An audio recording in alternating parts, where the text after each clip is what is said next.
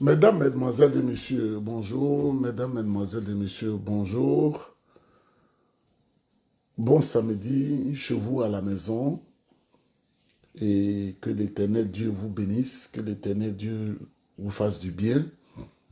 Mesdames, Mesdemoiselles et Messieurs, nous allons nous entretenir un peu, juste un peu. Nous allons parler du Magellan des temps modernes. Alassane Ouattara est Magellan. Vous savez, jusqu'à la classe du CM2, on nous a parlé de Magellan qui voyageait beaucoup, qui passait partout dans le monde. M. Alassane Ouattara, pseudo-président de Côte d'Ivoire, le tricheur aux élections, c'est un Magellan. Mais avant de parler de ce Magellan-là, je vais, sous la voix d'un grand homme de ce monde, il paraît qu'en Côte d'Ivoire, quand tu parles, tu critiques, on te met aux arrêts. Donc, je vais passer la voix de cet homme-là que certainement vous avez vu. Je n'ai pas dit exprès son nom. Et s'ils ont des couilles en Côte d'Ivoire, ils vont le mettre aux arrêts. Ce grand homme est des grands hommes qui dirigent le monde, qui parle justement de Ouattara, qui le qualifie de tricheur, antidémocrate, qui gagne des élections à la soviétique, 90%, 89%, 98%, et Ouattara, qui a choisi des femmes, qui les introduit partout en Côte d'Ivoire, qui sont des empoisonneuses, qui sont des femmes qui font le mal, qui sont chargées de recruter. Cette vidéo est très importante, il faut suivre. Je vais parler de Ouattara, le Magellan des temps modernes, le Magellan, c'est-à-dire la Côte d'Ivoire qui dit gouverner, ça ne l'intéresse pratiquement pas. Tous les mois, il est en France pour rendre compte à Emmanuel Macron qui est son petit-fils. Pour rendre compte à Emmanuel Macron qui est son petit-fils. Moi, je ne rendrai jamais compte à un être humain comme ça. Ah oui, vous qui m'écoutez là, sachez que Nieba, c'est un autre homme. Nieba n'est pas aussi tordu dans la tête pour être aux dépens d'un être humain. Il n'y a que Dieu qui mérite adoration.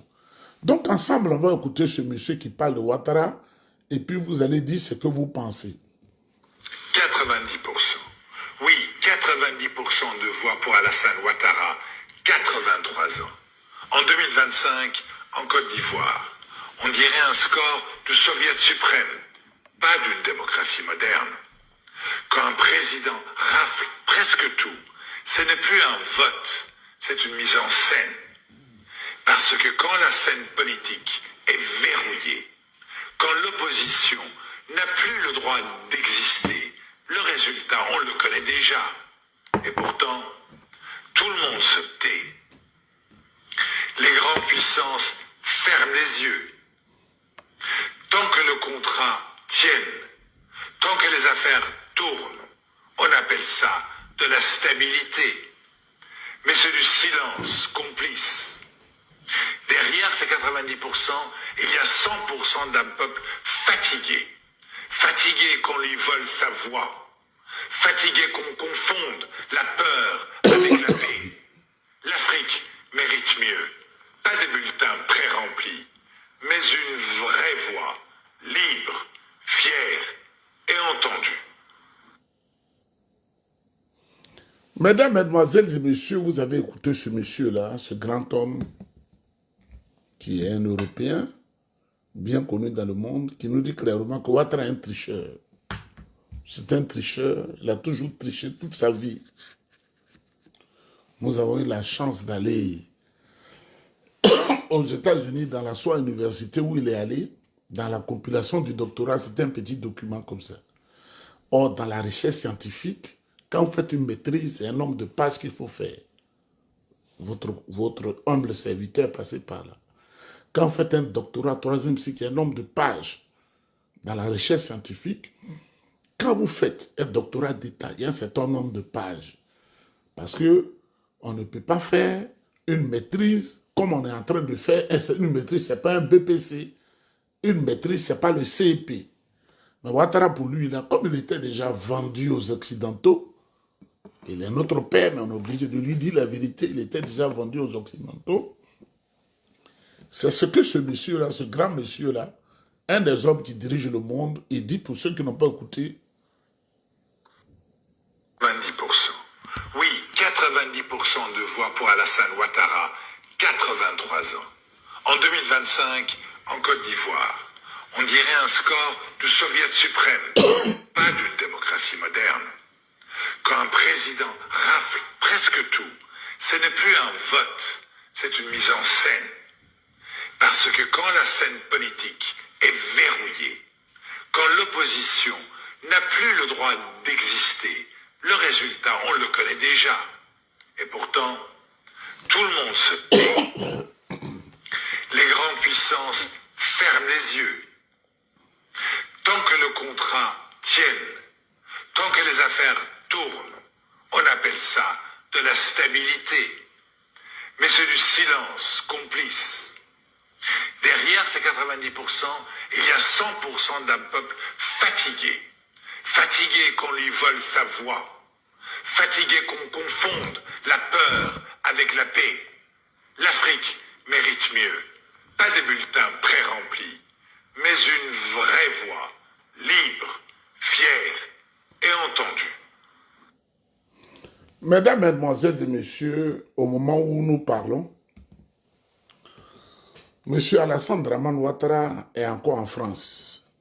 Après avoir triché les élections présidentielles, massacré les Ivoiriens, après avoir utilisé Konesuru, son conseiller qui est en même temps le vrai patron de la commission électorale indépendante, parce que je suis ici, et puis les dossiers là viennent. Parce que ce n'est pas tous ceux qui sont au milieu d'eux qui les aiment forcément. Hein. Ça, il faut comprendre ça. Le jour où ils vont tomber, vous allez entendre des confessions que moi j'entends. Mais dans le déploiement de mes idées, et à cause de mon éducation, il y a des choses que je ne dis pas. Il y a des choses que je ne dis pas. Parce que on parle pour que ça s'améliore, on ne parle pas pour que la Côte d'Ivoire soit détruite. Ça, il faut retenir ça. Je parle pour que ça s'améliore, mais je ne parle pas pour que la Côte d'Ivoire soit détruite, comme certaines personnes qui disent, comme je suis l'autre côté, je peux faire ce que je veux, je m'en fous. Non, c'est vrai que j'ai choisi le cimetière de Saint-Jérôme pour mon inhumation, parce que le jour où on n'est plus là, on meurt, il faut qu'on parte. C'est vrai, Saint-Jérôme. Plus de 100 km d'ici.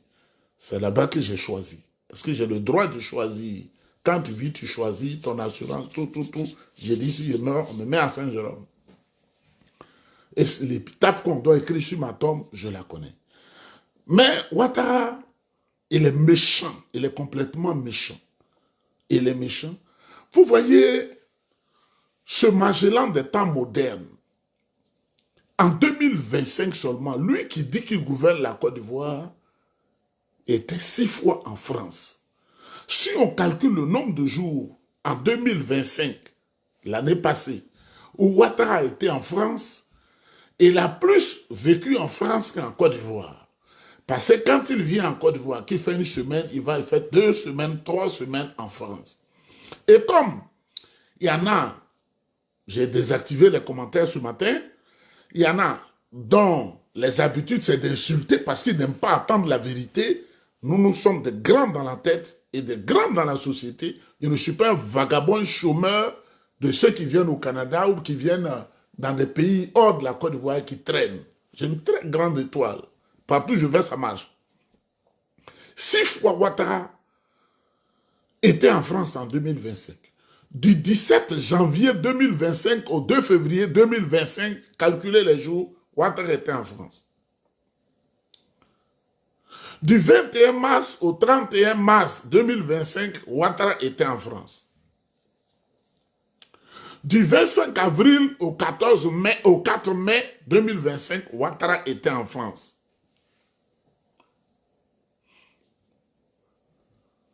Du 4 juillet au 16 juillet 2025, Ouattara était en France. On n'écrit pas où. On sait ce que c'est.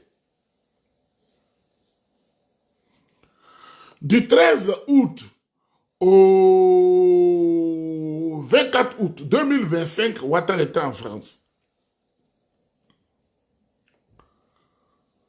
du 14 novembre au 29 novembre, Ouattara était en France. Ça fait 6.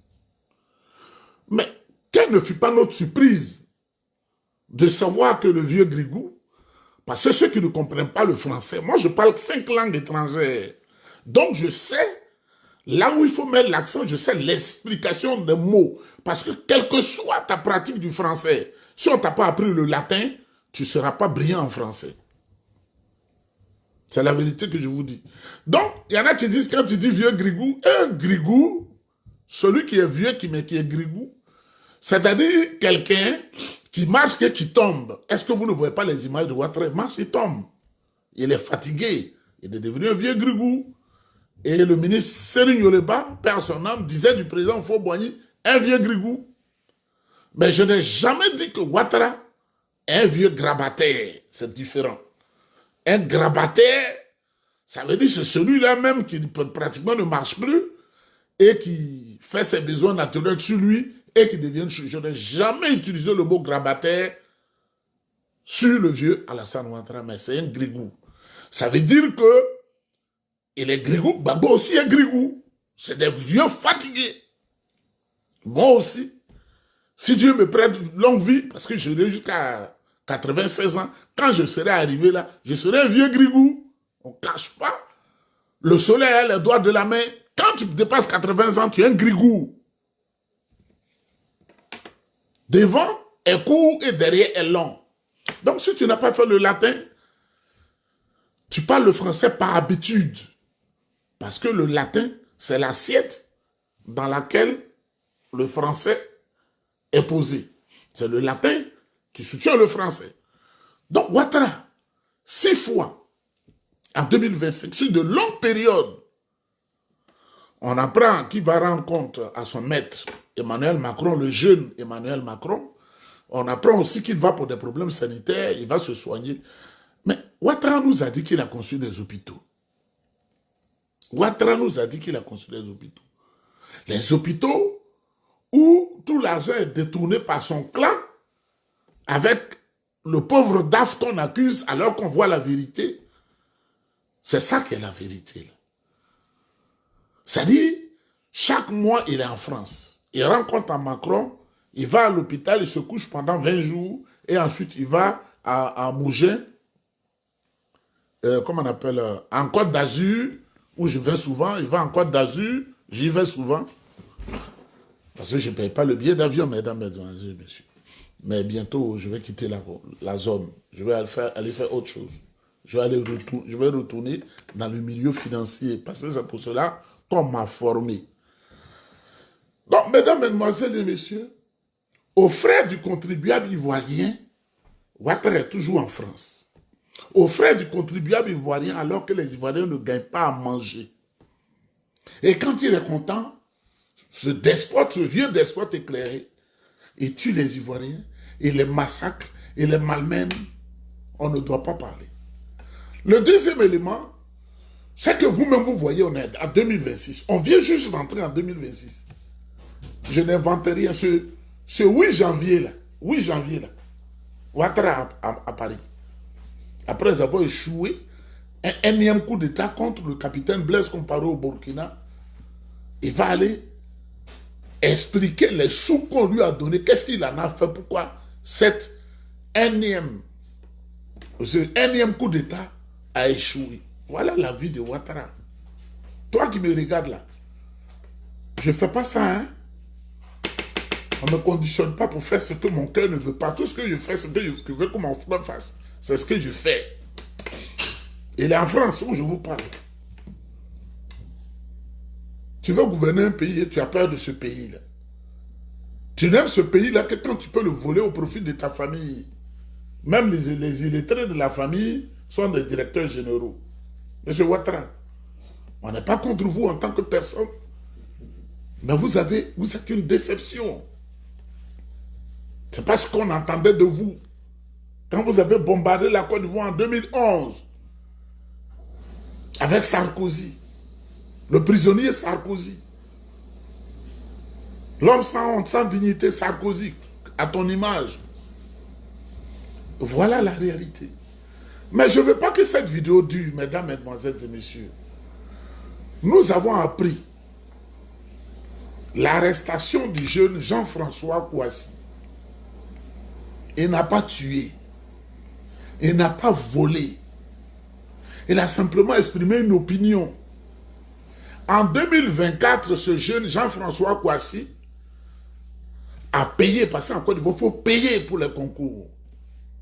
Il a fait ce dossier, il a payé, et puis, vous savez, les concours, il faut les payer. Et on leur a dit que le concours a été annulé. Le concours, là, ça ne vaut rien. Ce concours-là, ça ne vaut rien, on n'a plus besoin de ça. Écoutez très bien. Et subitement, on sort la liste de 400 personnes admises, des gens qui sont exclusivement du RDR. Par leur patronyme, on les connaît. Recrutés dans les directions régionales du RDR ou je ne sais pas, direction quoi là. Le jeune n'a pas pris une arme contre la République. Il n'a pas pris un pistolet contre la République. Il n'a pas fait de mal. Mais il exprime son désarroi devant la situation. C'est vrai que nous savons que vous vendez les concours. C'est vrai que nous savons que vous êtes toujours dans le faux. C'est ce jeune-là qu'ils ont arrêté. Pour fraude, eux qui ont fraudé le concours des agents de constatation des douanes ivoiriennes. Le concours n'est plus un concours national, c'est un concours ethnique et tribal. Et ce jeune a été mis aux arrêts parce qu'on ne doit pas parler. Parce que le procureur qui est là-bas, là, avec lui, on ne doit pas parler. Vous voyez où nous allons? Je pense que ça peut changer encore. Parce que quand les autres vont venir prendre le pouvoir un jour, et puis nous on est assis ici, on regarde, on ne peut pas entendre les gens dire, on nous dit de ne pas porter boubou. Il y a exclusion, il y a tribalisme, il y a xénophobie. Vous êtes maudits, hein?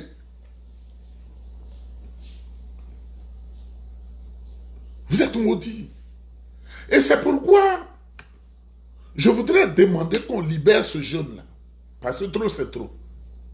JFK, Jean-François Kouassi, qu'il soit libéré, il n'a rien fait de mauvais. On l'a arrêté sur la base tribale. C'est tout. À cause de son nom. Son nom, il a dit, j'ai participé au concours, je sais que j'ai de la valeur, il a mis toute son énergie dedans. Et puis on sort une liste où il y a 400 personnes qui viennent d'ailleurs, qui viennent de l'autre côté, seulement. Il a parlé, ils l'ont mis en prison. Comme on met en prison des médecins, comme on met en prison des chercheurs d'université. Voilà ce qu'est la Côte d'Ivoire. C'est pourquoi moi je ne peux pas vivre dans un pays comme ça. Il faut que ça change. C'est pourquoi à ce niveau de mon propos, je voudrais profiter pour donner des conseils à une dame, une recruteuse du RDR. Elle s'appelle Traoré Adjaratou Sylvie. Dans ma position, quand je suis fâché, les informations viennent comme ça. J'actionne à Abidjan, les informations viennent. J'ai des contacts au RHDP, les contacts au PDCI, dans l'administration, même là où tu travailles, je dis aux gens de me donner l'information. Et dans ta vie maritale, si tu as un mari qui est mort brusquement, comment il est mort là? Je suis au courant, je suis assis ici. Dites à cette Touré, à Djaratou, je ne l'ai pas contacté après les années universitaires. On ne s'est plus jamais revus. Et comme je fais les vidéos, elle a voulu m'utiliser comme un escalier pour grimper. Il faut la taguer. Elle a voulu m'utiliser comme un escalier pour grimper. Avec toutes les promesses fallacieuses. Si elle navigue à vue dans la vie, nous, l'on ne navigue pas à vue. Tout ce qu'on fait millimétré, calculé. J'étais encore jeune. Lorsqu'un grand voyant sénégalais, en Casamance, il m'a dit la plus grande partie de ta vie va se dérouler hors de la Côte d'Ivoire, où ton papa ne connaît pas, ta maman ne connaît pas, tes frères, soeurs, toi, c'est là-bas que tu vas vivre. Et c'est de là-bas un jour, certainement tu vas venir au secours de ton pays. Cet Adjaratou là m'appelle. Vous voyez comment ils trichent en Côte d'Ivoire. Envoie ton CV, Anne Ouloto va faire de toi un grand directeur d'administration. Moi, je n'en ai pas besoin. Et si tu veux qu'on recrute tes neveux, tes parents, on a une sœur qui est dans la fonction publique qui s'appelle Dobla Solange. Elle va les aider à entrer à la fonction publique. Dobla Solange. Vous voyez, je suis ici, mais je connais. Elle me dit qu'elle maîtrise en Ouloto. Je n'ai jamais envoyé mon CV là-bas. Si tu acceptes de venir au RHDP, si c'est pas qu'on va te donner ça, va te donner ça, va te donner ça, va te donner ça. Et mesdames, mesdemoiselles et messieurs, elle me donne le numéro de Cissé Bakongo pour l'appeler. Je ne l'ai jamais fait. Le 07 47 58 52 29. C'est le numéro de Cissé Bakongo. Je dis, je ne le fais pas. 07 47 58 52 29, c'est le numéro de Cissé Bakongo. Je dis, mais tu sais que je suis PDCI-RDA. Et je ne peux pas me compromettre. Je ne suis pas un assoiffé d'argent. Elle me donne le numéro de Cissé Bakongo. Il va te faire ça, il va faire ça. Envoie ton CV, on va te nommer directeur, on va faire ça. Je ne l'ai jamais fait. Cissé Bakongo, son numéro 07 47 58 52 29. À Côte d'Ivoire, on ne peut pas critiquer. Dites à cette femme-là que je sais beaucoup de choses. Mais je ne vais pas aller loin. Parce qu'elle est femme. Sinon, ce matin, c'était gâté. Parce qu'il est matin. C'est une femme. Mais le dossier qu'elle m'a... Le dossier tel que c'est venu là,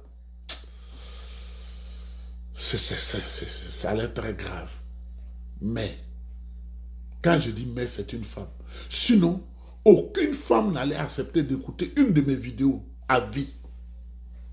Parce que j'ai le dossier devant moi.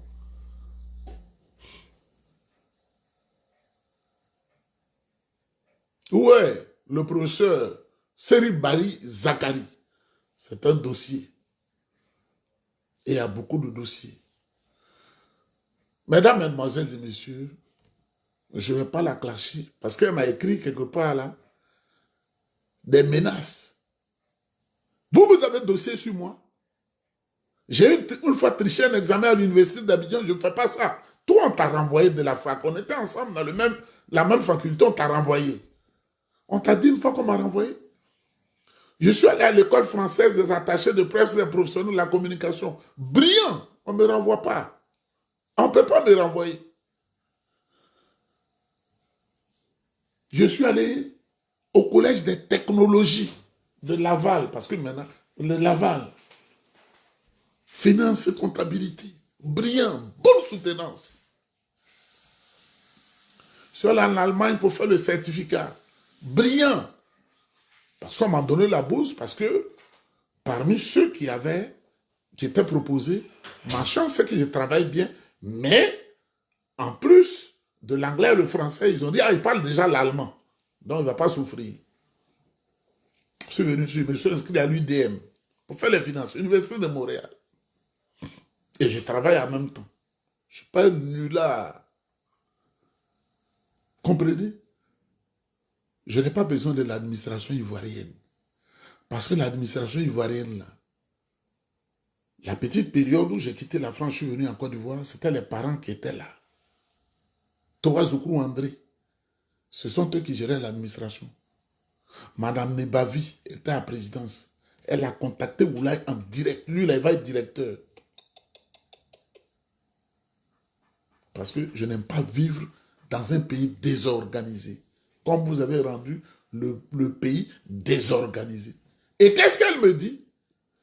Comme je critique, et puis j'ai dit, tout est tribal en Côte d'Ivoire, je ne savais pas qu'elle avait du mal contre ma soeur et la cousine qui travaillent avec la première dame et le président de la République.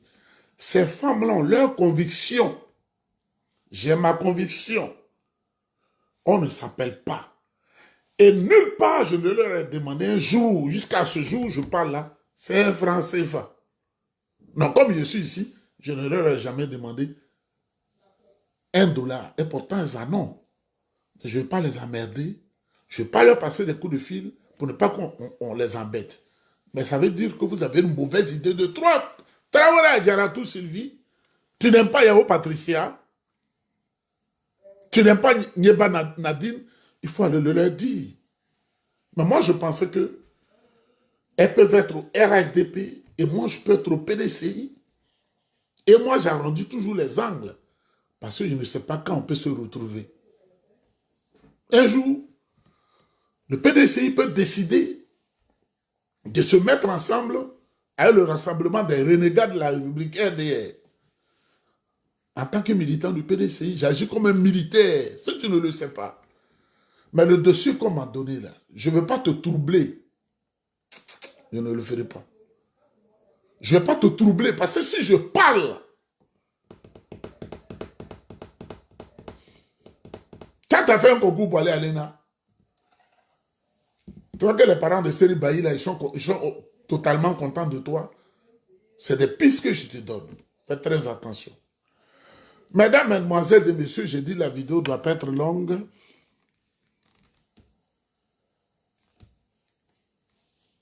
Oui, elle est Traoré Adjaratou, elle est au ministère de l'Enseignement supérieur.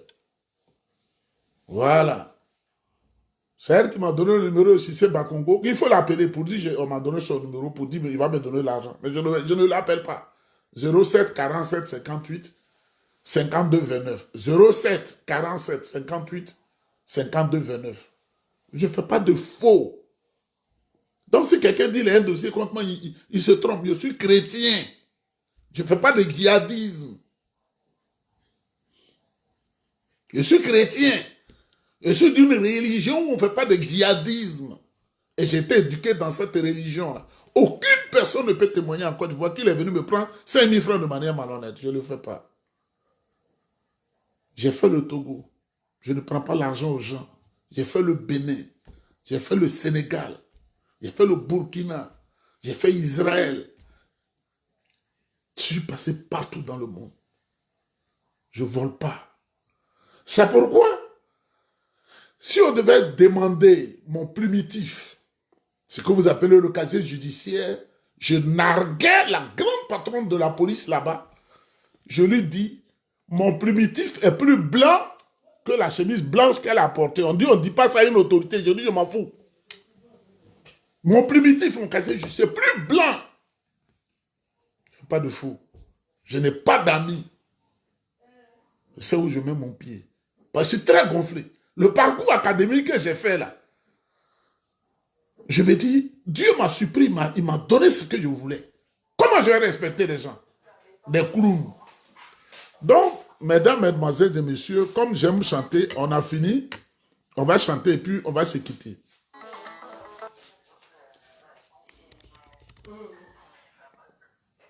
Attendez.